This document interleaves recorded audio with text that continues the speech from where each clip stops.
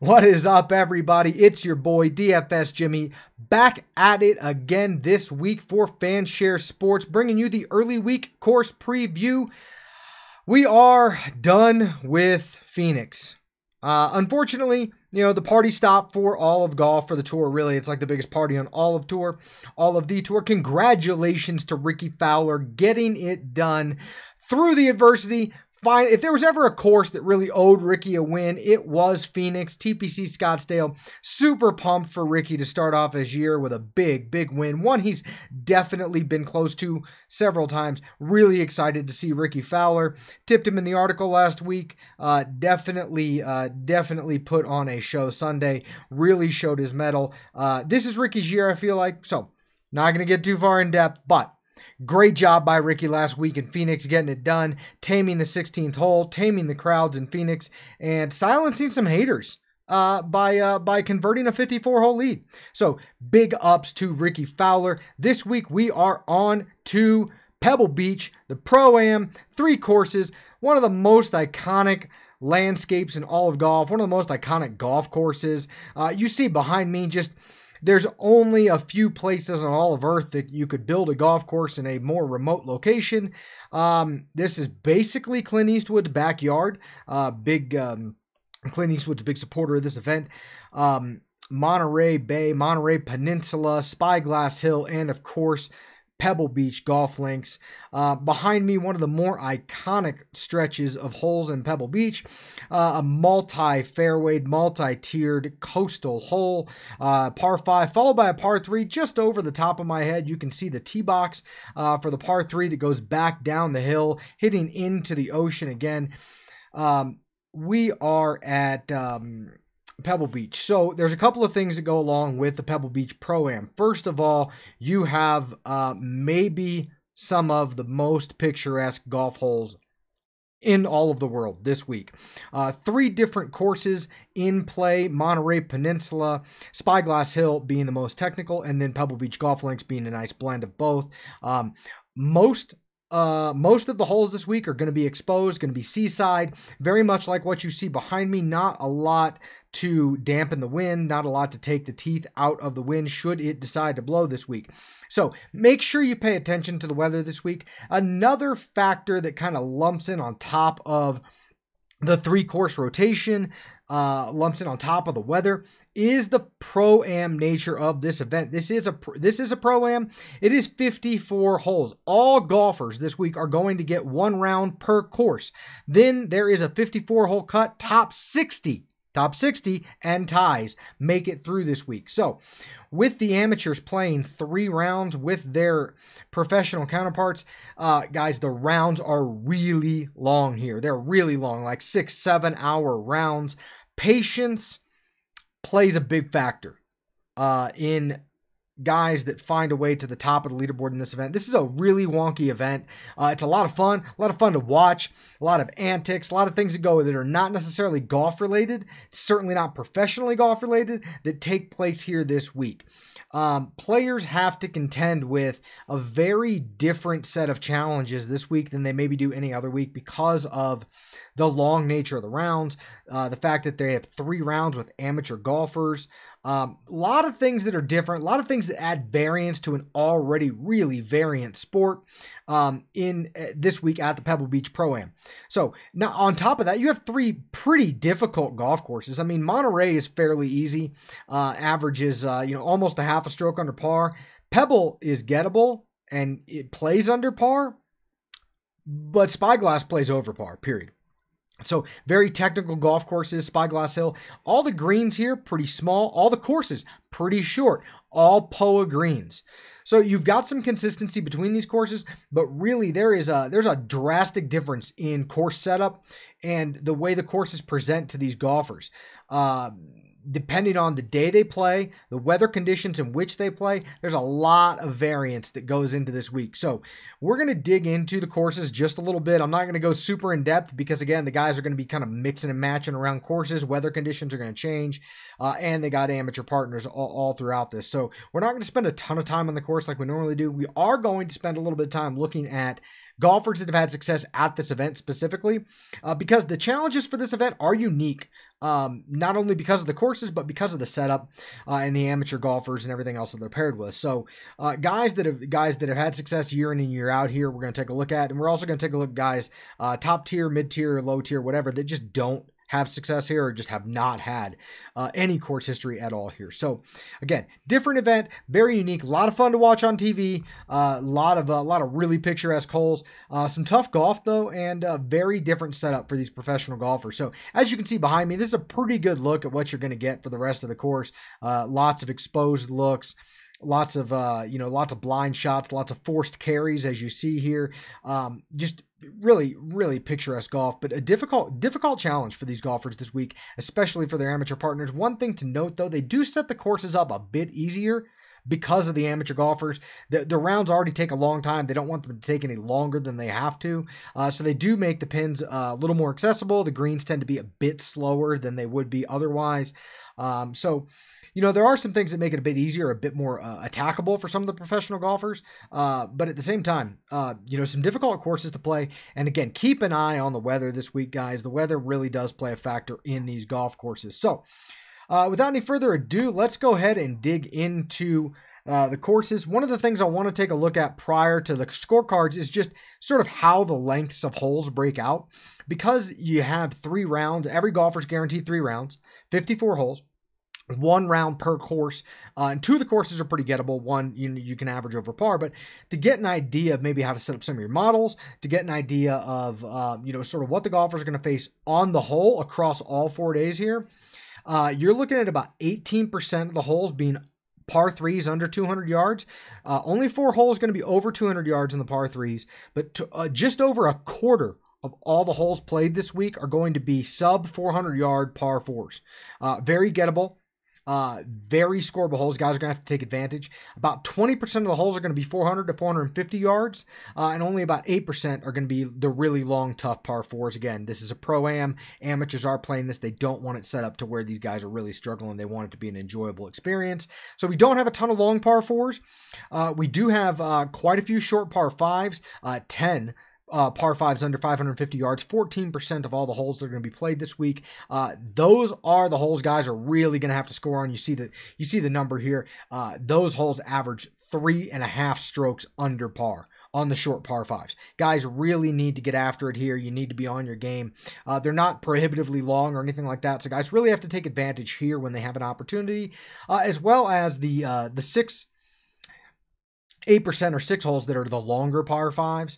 Guys are going to have to score on those as well. As you notice, it's the only other category of holes besides the short par 4s that average under par as well. They're right actually on par with the short par 4s. So short par 4s, short par 5s, that's where scoring is going to take place this week. The mid-length par 4s are really going to present some challenges for these guys, especially if the wind picks up. So real quickly, I've got all 3 courses listed here. We'll just kind of dig into them. Again, all sub 7,000 yard courses, all par 72s, all coastal, all POA greens. A lot of similarities between the courses on paper. Very different when you actually get into them. One of the things that's sort of common between all these courses except Monterey, specifically Spyglass and Pebble, really small greens. Okay, if you're finding the greens, you have a decent shot of being aggressive with your putting. And the fact that the courses are all short, you don't have to be a bomber to succeed around here, despite what you'll see in a little bit where bombers seem to have had a bit more success than non-bombers here. You don't have to be a bomber to succeed, especially if the weather comes into play this week. So, but you see Pebble Beach here, just averages under par. Very tough course, good test of golf, and again, it's an iconic golf course. Guys love playing here. You're going to see a lot of really, just really good golf on this course, but you're also going to see, I think the course is going to be set up a little bit for the US Open this week. I think this is going to be a bit of a trial run. You might see the rough slightly longer than we do, maybe prior years, but again, factor in Pebble playing right around par. Scroll down, you get to Spyglass Hill, and like I said, Spyglass Hill, the most technical and toughest of the 3 courses, going to average about a quarter stroke over par. guys just kind of have to be on their game. You got to find the fairways here so you can find the really small greens. But it's a tight technical golf course, a bit more secluded, a bit more protected from the wind than the other two courses on the rotation this week. But no joke at all, guys. You got to be on your game if you're going to score on Spyglass. You can be very aggressive with your putting because the greens are really small here. They tend to have some undulation. Not a lot of spots where you can tuck pins away. So guys can be aggressive if they're finding the greens once they get the putter in their hands. And Monterey obviously plays quarter stroke under par. Easiest of all the courses. Short course, par 70, par 72. Just, again, this is the course guys are going to have to score on this week when they have their opportunities. Exposed, bigger greens, biggest greens of all the courses out there, probably the widest fairways as well. Certainly the least technical challenge of all three of the courses. Guys that are on this course on a day if weather becomes an issue and guys are playing this course on the positive good weather day, expect them to go low. They're going to need to go low. Need to bank some scores, need to bank some strokes here on this course when you have an opportunity at Monterey, because you're sure to give a few back on Spyglass, sure to give a few back on Pebble on the way throughout the weekend. So just sort of make sure you're paying attention to where the rotation is this week, where your guys are starting, where they're finishing, and where the weather looks like it could come into play. Again, I can't stress this enough, guys. This is a high variance event in a really, really high variance sport. Okay. Good idea to maybe scale back the bankroll a little bit this week, not go all in, and maybe save some powder for Riviera next week. Not that you shouldn't play this week, but again, there is more variance in this week than there is in a lot of other weeks in a really high variance sport as it is already. You don't want to get yourself over invested in an event where some really crazy stuff can kind of happen, especially when you factor in amateur partners, 7-hour rounds of golf, weather, the whole 9 yards. Just take it easy this week. Play a few lineups. Put your core in there. Don't get too crazy this week. Save your bankroll a little bit.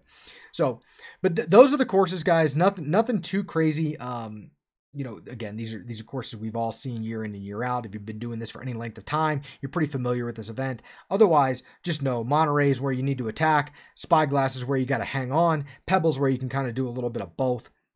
But it just depends. Make sure you're checking the weather draws. Now, let's get into maybe some of the guys that have had success here, some of the guys that haven't had success here consistently, and see if we can draw any correlations to what leads to success in, a really high variance event. We've seen some crazy things happen at this event. Specifically last year, Ted Potter Jr. out of nowhere closed out DJ on Sunday in like dominant fashion on a course that DJ, as you can see, owns. Right? Best adjusted course average, best adjusted overall average. DJ owns this track. And last year he couldn't get it together on Sunday and Ted Potter Jr. walked away with the trophy. So a lot of different things can happen. You can see some guys pop up throughout here because of the variance of this event. You see some nobodies kind of come out, come into the mix, find themselves in the mix on the leaderboard, find themselves towards the top of the leaderboard even. And some of the bigger names can really slide down that leaderboard even after making the cut in a strong start because, again, they have amateur partners. Lots of things can throw off these professional golfers in their pre-shot routines and what they take them out of their comfort zone, right? So tread carefully this week. But as we get into it, let's take a look at the top. You got Dustin Johnson, a second, a third. 2016 wasn't great for him, but 15 and 14. DJ has won here a couple of times in some wind or in some rain-shortened events as well. So if weather is a factor this week, DJ seems to be a shoe-in for this event when weather is an issue. Oddly enough, number 2, Jordan Spieth. Trying to throw Justin Thomas in there. Jordan Spieth has played really well at this event throughout the years, despite who his various partners have been. Obviously not really on track this year. Flashed a little bit and then faded on the weekend a couple weeks back, but this could be the week that Jordan gets things going here. Has had a lot of success at this track. It's not overly long, and I think that's what helps Jordan here sort of dial his driver in, get himself in the fairways, and find himself in some advantageous positions to go after some pins from the fairway in a course that doesn't force Jordan to try and muscle it or overpower the course.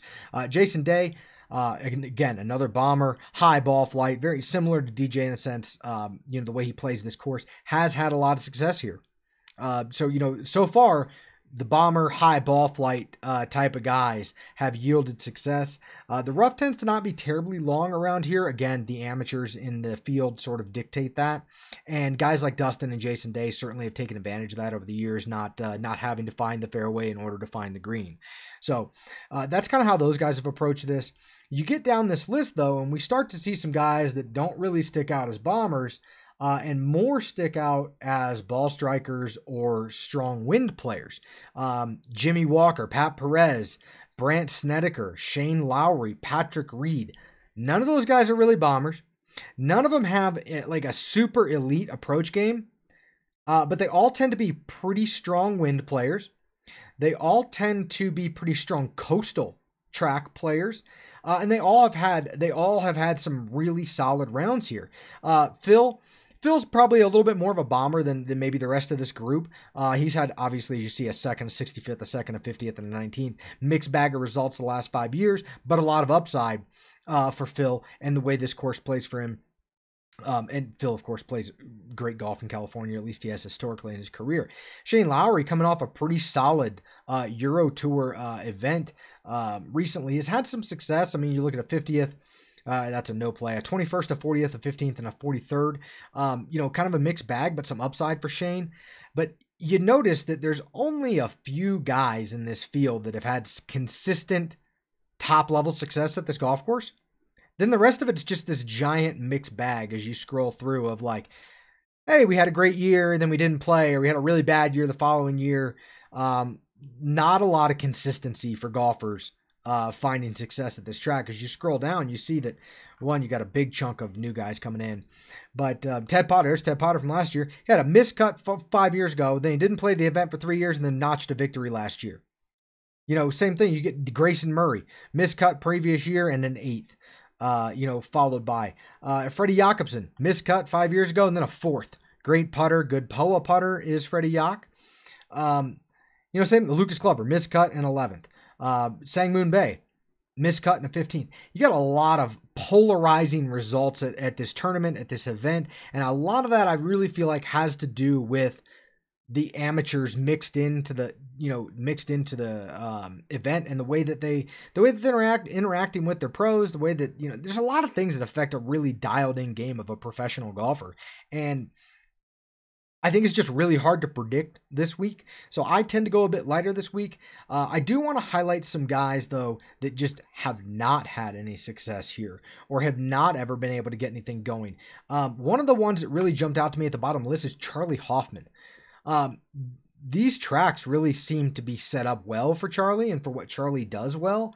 But he's just, again, maybe he doesn't like playing with amateurs. Maybe his game is thrown off with the long rounds. Whatever the case may be, Charlie Hoffman really struggled to find success at this event throughout the years.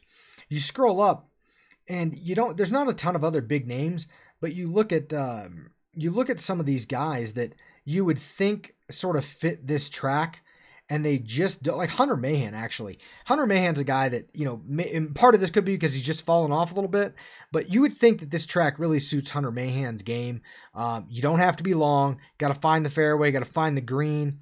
Hunter, obviously in 2014 had a 6th, then he hasn't been able to get anything going since. It's a really weird event to me. So I say a lot of this to just caution folks that you don't want to get over invested in a week like this. You really don't. You want to put 1 or 2 lineups out there, whatever you feel comfortable with, and just let the chips fall where they may, because you really can't predict. I mean, for example, Matt Kuchar, right here at the bottom of the list, Matt Kuchar, last 2 years, 2 miscuts, and 3 years prior didn't play this event. I'm going to go out on a limb and say Matt probably doesn't like to play with amateurs. He doesn't like 7-hour rounds. As cool and carefree as Matt appears to be on the course and everything else, he obviously has found struggles trying to make cuts at this event, trying to get any success or any traction on these courses in this setup. So, that's another good example to me that you don't want to get overexposed in an event like this week. So, because there's just not a lot of consistency in guys that do have success. And, guys can go from 1 year, a 6th or 7th place finish and a miscut the following year.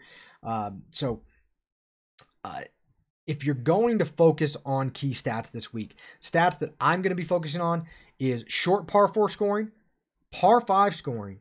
I want strokes gained approach, and I want POA putters. In some respects, this tournament does come down to putting because it's not overly long. You don't have to be a bomber to kind of get yourself in contention. It's not overly difficult where you kind of can't get yourself out of the rough onto the green or etc.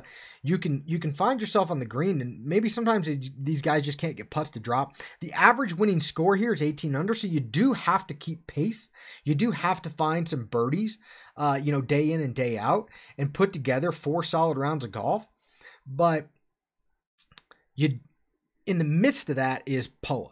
And for those of you that maybe are new or you're kind of new to the industry, POA is the worst surface to putt on. It's the most dynamic. It changes throughout the day. The grass gets real bumpy.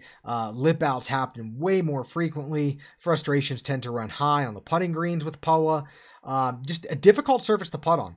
Guys that are strong POA putters, Brandt Snedeker finds himself year after year putting up solid results. Jason Day happens to be a very good POA putter. Same thing, year over year, strong results. So POA putting is an angle you certainly want to play this week, especially when it comes down to getting a putt. If all things being equal and you can hit all the greens and you just got to get putts to drop, you want a good aggressive POA putter, especially because the greens tend to be a bit slower. Because of the amateurs this week, you want guys that aren't afraid to fire at a cup. You don't want your 5-footers coming back, but with the greens a little slower, you guys are going to need to be aggressive on the putts in order to get a few to drop to kind of move them up the leaderboard, or to balance out some of those lip outs that are bound to happen on POA throughout this week. So, guys, with that, again, it's a really, really high variance week. You've got 3 different dynamic golf courses that are going to present some different challenges for the guys. They're going to have to adapt their game, and they're going to have to adapt their game all around all these amateurs. So, again, I don't want to be a dead horse, but tread lightly with your bankroll this week. Enjoy the golf. Put a couple of lineups in. Be a fan this week more than a DFS player is my best advice to you. Keep an eye on FanShare for all your ownership. And with that, your boy, DFS Jimmy, signing off. We'll see you guys next week.